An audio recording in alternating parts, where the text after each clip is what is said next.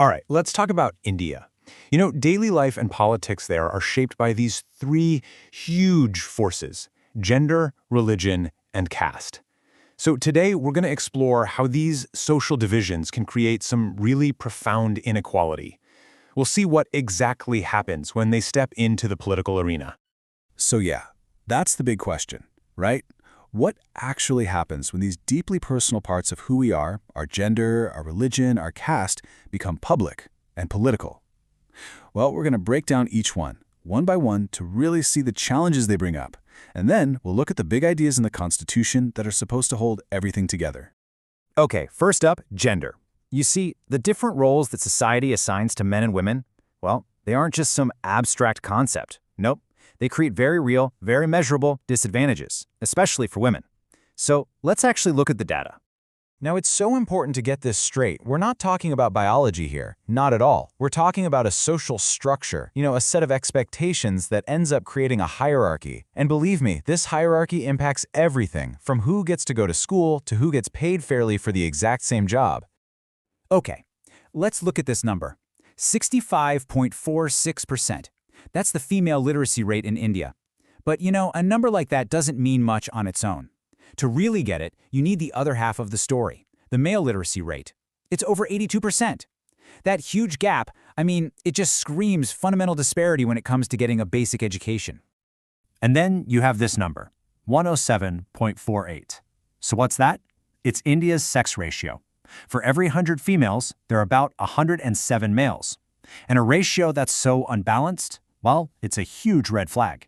It points to some really deep-seated societal issues, like a cultural preference for sons that, honestly, can have tragic consequences.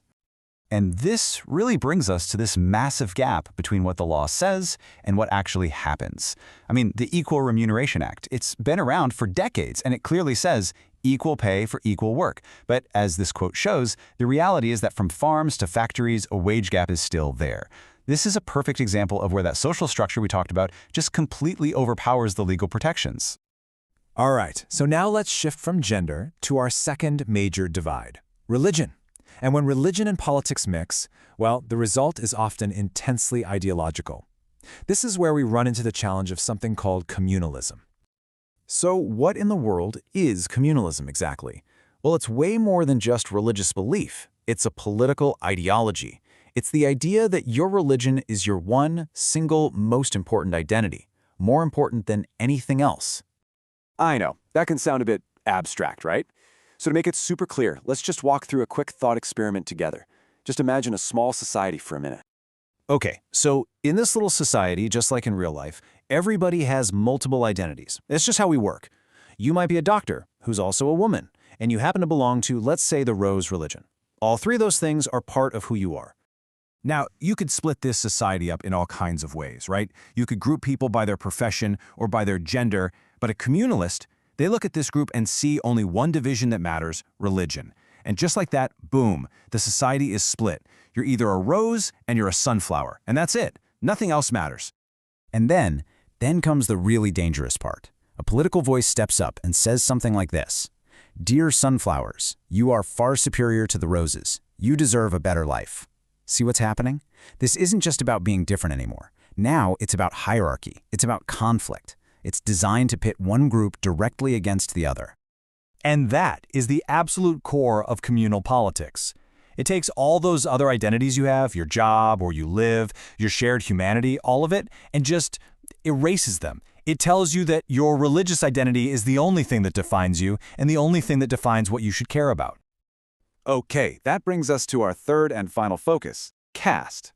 This is a deeply, deeply entrenched social hierarchy that our source material actually calls peculiar to India, and it's a system of division that has proven to be just incredibly persistent over time. And here's the key thing to understand for this section. Even after decades of social reforms and all kinds of constitutional protections, the old hierarchy of caste, it still casts a very long shadow over economic opportunity in modern India. And the data just makes this connection starkly clear. You look at figures from the National Sample Survey Office, and they show a direct link between someone's caste group and their economic status. On average, the upper castes are doing the best financially. And at the very bottom of that economic ladder, you find Dalits, who were historically known as untouchables, and Adivasis, who are the tribal communities. But this isn't just about averages. It's about where the actual wealth is concentrated, right at the very top. And as this chart shows, upper castes are hugely overrepresented among India's rich. Meanwhile, the lower castes are, well, they're almost absent from that group. So this historical structure, it's not just a memory. It is actively dictating economic power today. So, okay, we've seen these incredibly powerful divisions, right? Gender, religion, and caste. The natural question then is, how does a nation even begin to manage all that? Well, the answer lies in the foundational principles of India's constitution. The answer from the people who framed the Constitution was to establish a secular state. So what does that mean? Well, first, the state itself has no official religion. Second, every single citizen has the freedom to profess, practice, and spread their own religion. And maybe most importantly, the Constitution flat out prohibits discrimination on the grounds of religion. It's basically the legal blueprint for coexistence. Okay, so let's just quickly tie together all these ideas we've been talking about. A feminist, right? That's someone who looks at that gender divide we saw and says, no, we need to fix this. They advocate for equal rights and opportunities to bridge that gap. A communalist, remember our rose and sunflower experiment? That's someone who insists that religion is the main and really the only social dividing line that truly matters. And in the exact same way, a casteist is someone who believes that caste is the fundamental basis of community. It's the ideology that helps keep those economic hierarchies we saw in the data going. And finally, you have the secularist. This person really represents that constitutional ideal we just talked about. They're the alternative to all these divisions. It's the simple, powerful belief that no one should be discriminated against because of their religion, which creates the space for all of our different identities to coexist peacefully.